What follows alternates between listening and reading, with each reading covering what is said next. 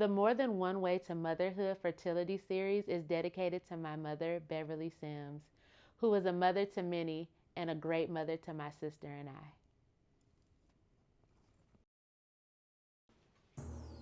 Welcome to the Tynee Talks podcast, the podcast that educates and entertains, the podcast where you come to laugh and learn. I am your host, Tynee, and today is part 3 in my series of More Than One Way to Motherhood, a fertility journey. In this episode, I will be talking with Maxine Gray, influencer for Maxine Loves Africa. And we'll go into depth about her journey into fertility and what it means for her and how she's navigating it. Hello, Max. How are you doing today? Hey, Tanae, I'm great. How are you? I'm doing great. So glad that you took the time to sit with me today to share your fertility journey. Of course. Thanks for inviting me. So, how do you just feel overall about your experience in your journey? I feel good. I feel good. I feel like it's a goal that I had for this year. Mm-hmm. And so this year has been all about my health and wellness. And I'm really proud of myself for accomplishing that goal and freezing my eggs twice. So, yeah, I feel proud. I love that. So, how is it navigating the misconceptions about age and marital status when going through such a journey as fertility? That's a really good question. Um, it is a balance between proactively seeking out information and being able to absorb the information while still staying true to what you want to do, Mm-hmm. what your goals are, um, and then what resources and support that you have as well. It's a lot of noise, right? In today's society, I mean, you have Mm-hmm. social media, there's just so much noise. And being able to balance like really good information, even critical information, Mm-hmm. with like, but what do I want to do? You know, Mm-hmm. and what is my journey and how am I going to go about that? It's a balance, I would say. Okay. Do you think there are misconceptions surrounding Black women going on this journey as opposed to other communities? Yes, I would say there are a lot of misconceptions about the journey itself. I also feel like there's a bit of judgment and shame at the same time. Mm-hmm. So I think there are a lot of people who feel like, okay, at this age, um, why didn't you think about it sooner, right? Or were you chasing your career and now you just realized, oh, Mm-hmm. I'm this age and now I want to have children, right? So a Yeah. lot of people, I think, they look at it, they're like, okay, we know over 35 is the advanced maternal age. Mm-hmm. So why are you in this situation? You know, Mm-hmm. there's a little bit of that. And then for the women who are in a situation, sometimes there's a bit of shame, right? Mm-hmm. There's like, well, maybe I did chase my career. Maybe I chose the wrong guy. Maybe I chose Mm-hmm. the wrong guys. Mm-hmm. Maybe I made certain decisions, right? People have all kinds of kind of aha moments and reflections as you get older, right? Mm-hmm. So I think there are a lot of misconceptions, and even the misconception around fertility, Mm-hmm. right? It's not all age based. There are things that are hereditary. There are Right. women in their 20s who are struggling with fertility, Mm-hmm. right? At that age that they tell us to have children, in terms of when our bodies are most ready. Mm-hmm. And then there are women who are in their 40s who naturally conceive, right? That's So we right. have all kinds of situations that Yeah. women are in, and it's because we're all one of one. Yeah. We're all unique. We're Yeah, not one size fits all, not at and they all. try to fit women in the one size fits all capsule, and it's Absolutely. like We're not no. a monolith. Exactly. Yeah, Yeah. and we know that, Yes. right? So it just needs to be widely known, and I think it is known, but people, this society especially likes to put things in groupings. Mhm. So it's just Mhm. easier to shove women in this box, Yep. women in this, men in this box, Yeah. children in this box. It's just easier to do Yep. for other people, but we're not living for other people. We're living for us, No. right? Not at all. Who would you say is, do you feel the most judgment from? Would you say when you're talking about like the why you didn't do it or where you changed, is that Mhm. judgment coming from women or is it Yeah. coming from men, or would you say it's equal? Yeah. I think that's a really good question. I would say strange. If I were to say like strangers versus people that I know, Mm-hmm. strangers. I think people on the internet, people talking about these topics. Mm-hmm. Uh, Again, to your point, they're grouping people. So they're like, if they see a woman who's of advanced maternal age, especially if she's a black woman, I feel Mm-hmm. like, and especially if she's in corporate America or successful, or, you know, she has something else that she's proud of, right? Outside of motherhood or marriage. I think that they sometimes automatically just prejudge and their biases. Oh, that's because you didn't prioritize this. You didn't look for a husband instead of chasing all these degrees. You didn't look for a husband instead of climbing the corporate ladder, right? And so it's putting these women in a box like, well, if you had done this at 25, you would have 3 kids by 35. So I'll say strangers, I feel like it is kind of like just that group lumping together of this is why you're in that situation. I think for people that I know, or I would say people that I know who know me, right? They know my journey. They know my relationship history. And also, I think for me, I never thought I wouldn't be a mother. I never thought I wouldn't be married at this age.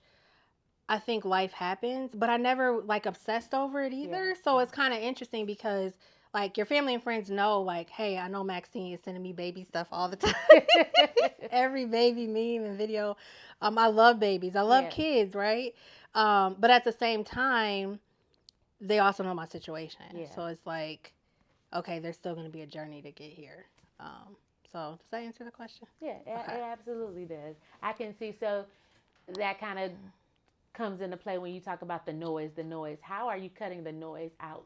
Yes, that's a good question. I was sharing that, you know, I belong to a lot of groups, and I am a information connoisseur. I'm like, information.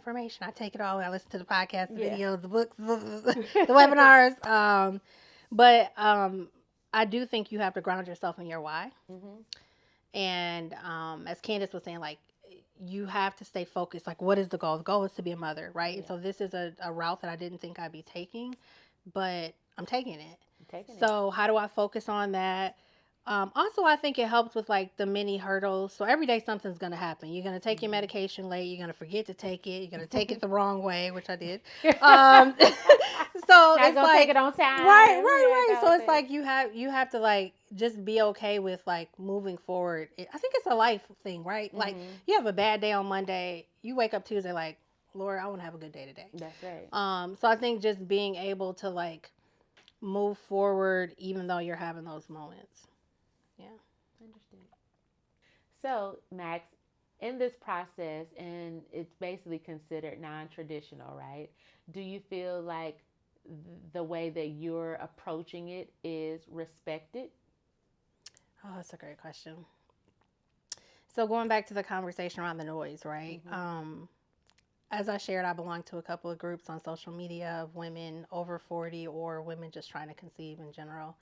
And I actually had an exchange. I had an exchange where, so the thought process behind freezing eggs after 35 is that scientifically, the numbers show there's a higher chance of having a baby if you freeze an embryo. So you get the sperm and the egg together, and when you have your surgery to take your eggs out, they lock it in right then, right?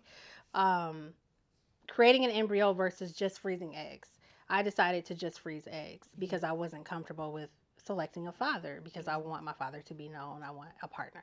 Yeah. And so there were women in the group there. I remember there was a young lady who she posted that like she felt the same way I felt, but every time she would tell anybody, they would attack her and say, you're over 35. Why would you waste your money and time? Like these are literally how people are coming at people. Like yes, like piling on. Yes. Yeah. You should only freeze embryos. And so I took a moment, but the way that I responded to that young lady got crazy amount of responses and like likes and I just said, you are the only one living your life. That's right. And so everyone can have their opinion, but if this is what you're comfortable with, you have to go with that. Because if you create an embryo with an unknown father and then 5 years from now you feel some kind of way, like they don't have to live with that. And so just I think like seeing those situations, and also I had to advocate for myself when I did post in the group like, hey, I just had my first egg freezing surgery, I froze X number of eggs,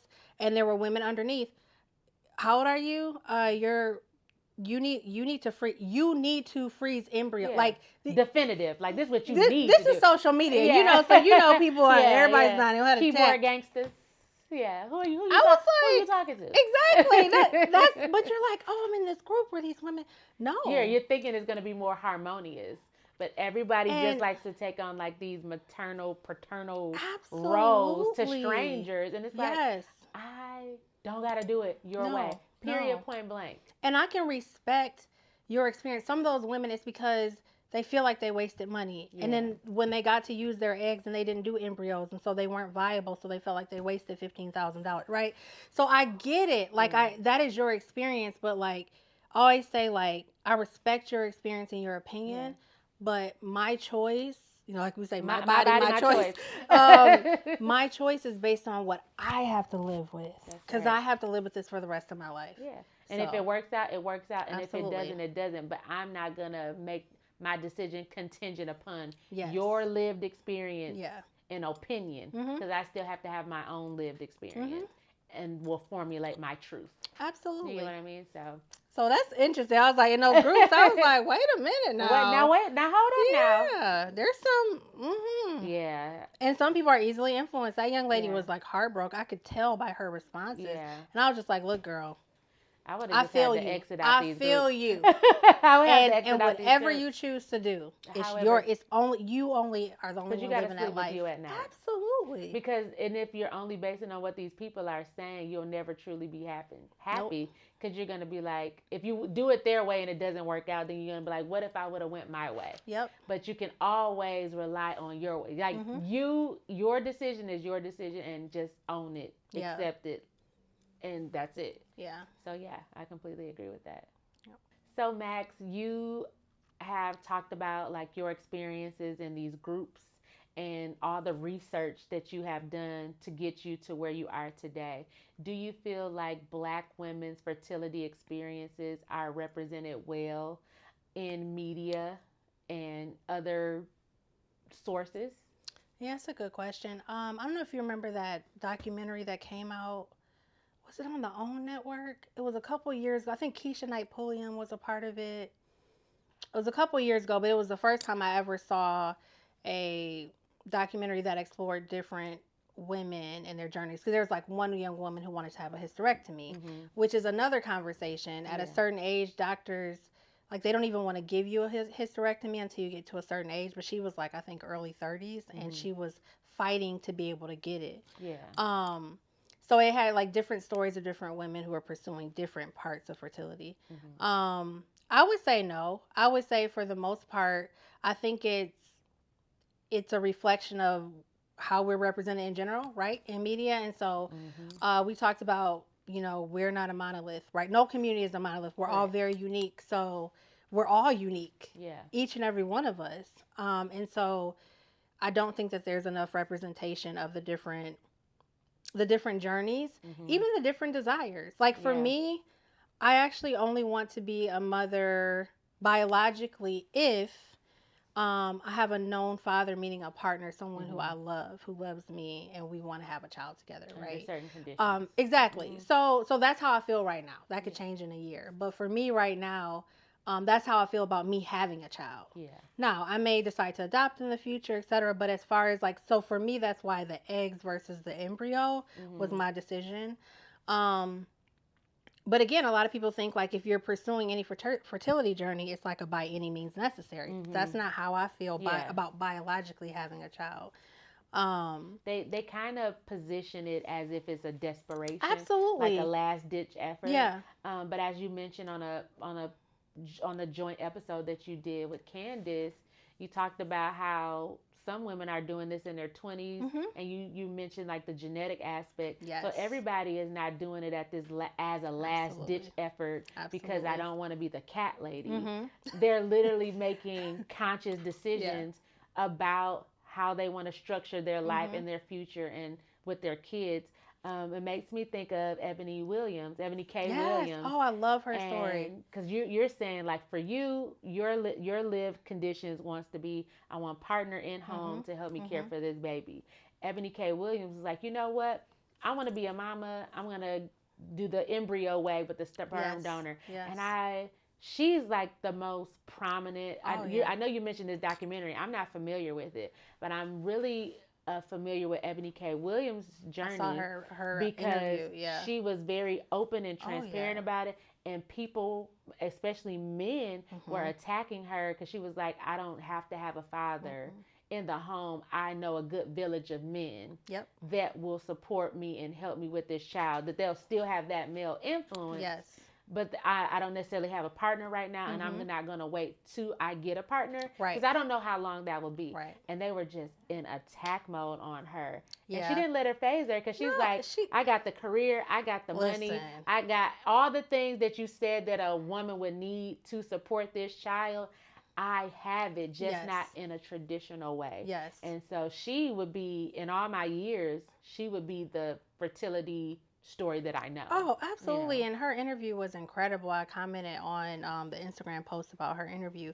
And what I loved as well is, even in her journey, she created space. This is a beautiful, brilliant woman, extremely successful. I think she was even like previously engaged before she even did this. And so I love how she created space, because she had a moment where she was like, be very mindful of what you need. She was like, if you are someone that, if you want to go to the doctor and you want to have a person there, right? Those appointments, she said, it's very real if you're doing it by yourself that you might be by yourself. And if that's important to you, make sure you acknowledge that, because it won't be easy, right? And so I love how she created space even for like, this was my journey and it worked for me and I had the village and the support. And the funds. Right, and the funds. But she was like, you have to kind of, it's almost like she was saying like, know yourself. What do you need? And what's going to make this journey the best journey for you? Not looking at what everyone else. So I love that she still acknowledges that as well. Yeah, and she didn't make it like, you need to do it my way. No. I love when people are like, hey, I'm giving you this for information purposes. Yes. Take what you can, leave what you don't need. Yep. And I think that's how she approached it. And I think that's why it blew up so much and it resonated so well, because she was so unapologetic about her journey. She literally drowned out the noise and was like, I'm doing this. And she's happy. Like, she has since had her baby and she's always, social media is social media. So you just never know. But from what she's presenting, she's happy and she's content with her decision. And like you said, you can tell kind of when someone's kind of put on a facade list there. And I don't think she's an actress by any means, but she seems to be happy in her decision. And we need more stories like her, more unapologetic, more just open about the pitfalls of it all. Yeah. And I think that will be just helpful to people, just like we're doing today in our conversation. I think it's going to help someone, like you said, who is not going to, like you said, it could change tomorrow, but for right now, you're like, no, I do want that partner. And I think that my expectation isn't unreasonable, and that I can get to that. For sure. So you were mentioning that you're in these groups, and sometimes it could be like a swarm of women zoning in on someone, for difference of opinion or difference of approaching.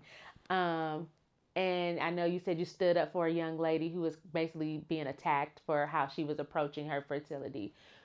What does self-advocacy look like in a fertility journey, not only in like these groups or in society, but also in healthcare? Like when you're going to the doctor and you have to, ask these questions, what does self-advocacy look like, and how would you, what advice would you give for mother or women who want to pursue this and how they could advocate for themselves?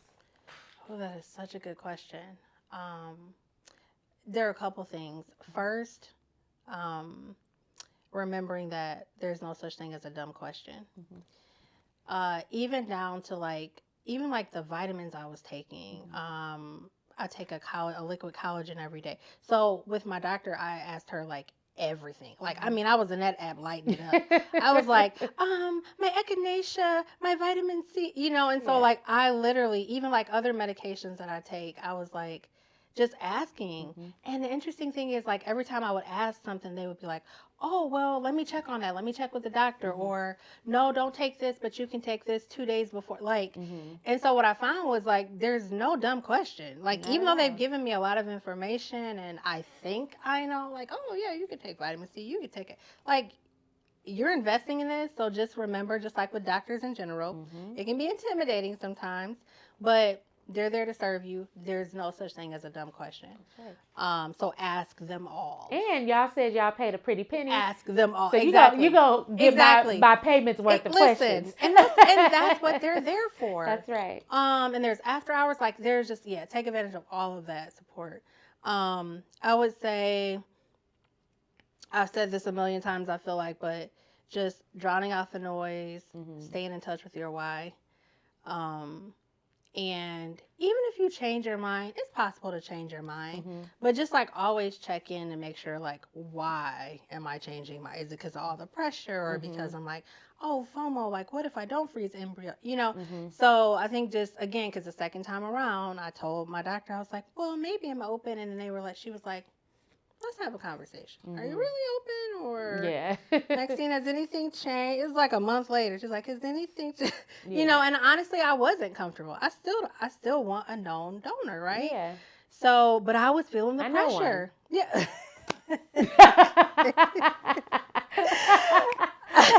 We'll talk about that.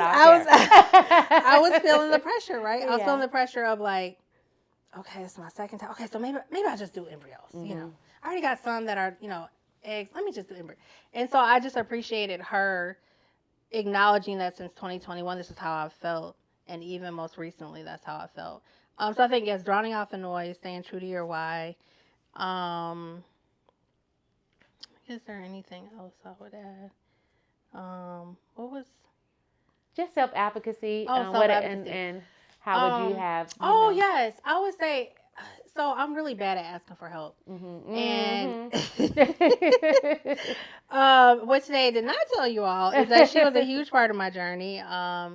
Because of my BMI being on the cusp, my doctor recommended that I take the majority of my injections, my stimulants, in the muscle, which is something I could not do. So twice a day I would come to her house, 6 to 9 in the morning, 6 to 9 in the evening. My niece also administered a few shots as well. Shout out to Brittany. Yeah. But I had to ask for help, right? And that was like 10 days of literally me coming in the morning, coming in the evening. So I think just like lean into your community and embrace all the love and support. I know baby Taryn was like a huge, like she would be my post-injection cuddle. Everybody want to have baby bears. Even having baby bear around, like just, even having her around, especially like the evening, we do it in the evening. But just leaning into your community of support. And I think too, like sometimes we have shame that we don't even realize is there, right? So it's like, sometimes we're not asking for the help because we feel a little embarrassed. Like, okay, I'm this age, just freezing my eggs. These women in my life have had kids. Like, here I am crying about this, egg free. So it's just like kind of almost drowning out your own noise of judgment and shame too, that can creep up. Oh. And I'm saying it like that, because being with Max on her journey, I administered her shots, and she, would be like, I don't like asking people for stuff. And I said, we're always saying that we want a village or whatever happened to the village. And when the village came and answered your call, you still had something to say about the village answering your call. So you can't do that. You can't be double-minded and double speak and do those things.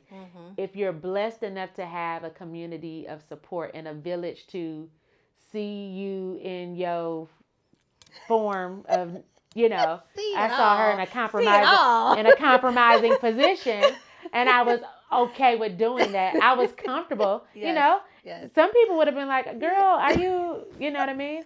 So if you have, your village and they're willing to do such an act of love, then welcome and embrace the love. Yeah, accept it. For sure. Yeah. So, shout out to you. Thank you. So, Maxine, what 3 tips would you give to women out there who are considering fertility treatments, egg freezing, or even embryo freezing? Yes. So I would say this is something to women in general, right? So I wish when I was younger in my 20s, instead of just talking about regular things with my OB, I started talking about fertility, right?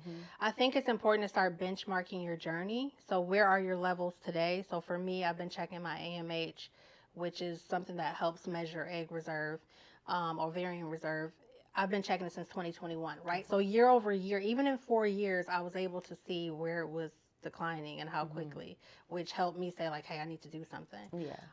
So I think the sooner you can do that, no matter how, even if you like 21 or shoot, even younger, you can start to benchmark where you are, right? So you can gauge your own fertility And because if you everyone's need is to different. have action. Exactly, which is why a lot of those stories of like those, people who are able to will freeze eggs even in their 20s. So I would say that, and then get like a good medical team. So like my OB was great. The fertility doctor was great. And even my PCP. My PCP, actually, shout out to Dr. Nabori, my PCP. She was so excited. She used to tell me, like, Maxine, like, you would be an amazing mom. Like, you're smart. Like, she used to be like, if you can, like, consider it. So she was really happy when I told her I was freezing my eggs. So even my PCP was, a part of the journey. I would say second, look into all resources. A couple of the groups I belong to, there are women in there who are saying like, where do y'all work? No, seriously, how can you afford this? They're researching like what. There was someone who was like, what companies have fertility benefits and what do they look like? Yeah. Right. It's not always the big tech companies. There are a lot of smaller companies in different industries. Yeah. So there are women in there who are like, I'm willing to change jobs and industries. Yeah. Because I desire to be a mother. Right. Yeah. So looking into all the resources that you can find. So checking your HR benefit package is absolutely very important. And like I said, some people are ready to switch jobs. So again, depending on where you are, how urgent it is, just looking into all the resources. And then the groups, like I said, they have been helpful. You have to manage the noise, but women will post something and there'll be like 50, hey, you can go here, you can go there, you can do like just resources, right? Community. So resources and community. And then I would say to start, well, two parts. One, we talked about therapy. So start kind of processing your own judgment and shame. And I'm not assuming everyone has judgment and shame, but I think we all have a little bit of something, right? No matter what it is, if we haven't accomplished it, we probably have a little bit of judgment and shame internally. I wouldn't necessarily say judgment or shame. Something that my job offers is EAP. And with EAP, you can get counseling services whenever you're having a major life event. Yes. So I would just consider this a major life event. So whenever you're having a major life event, for sure, go talk to a therapist. Because like you said, it may not be shame surrounding it, but it could be other questions, anxieties, worries, uncertainties that you just need to talk through. So I would just say, to that point, the therapist for sure, because it is a major undertaking. Yeah, because it's like, this is one part of it, but like say you thought you'd be married with 3 kids and a house. So you're processing everything from like, I don't have a house, I don't have a husband, I don't have kids. So it's very overwhelming. It's not just the like, I'm going to freeze my eggs. It's like, it's where you are in life right now, right? And however you feel about yourself because of that.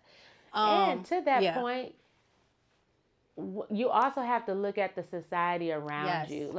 And I think people are internalizing it as it is their fault.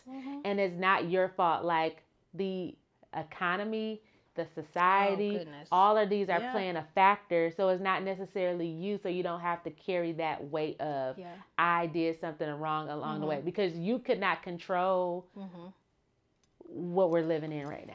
So to that point, so I think it's 2 parts. It's one is like therapy and support, right? And then it's also opening up to the friends and family and people in your life who you trust, right? Who you feel like you can have the conversation with, to start to get not just different perspectives, but start the support journey, because you're going to need them before, during, and after. So just start to open up.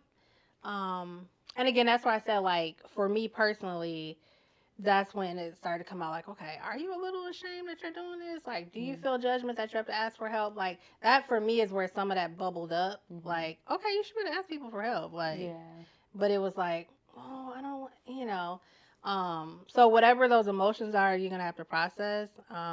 That's where the therapy helps. And then just leaning into your community, family, and friends. Great tips and great advice.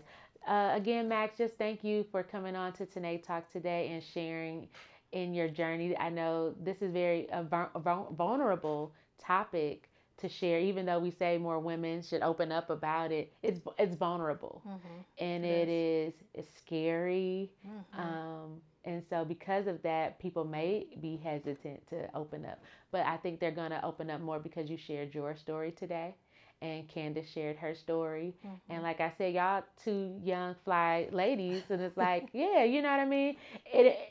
Because you're sharing it and you don't look how I would imagine it to look, you know what I mean? Because when I think of fertility, because we talked about what is it, the misconceptions of Black women. When you think about these fertility journeys, a Black woman isn't the first person that comes to your mind. Right. It's literally like a white woman with means.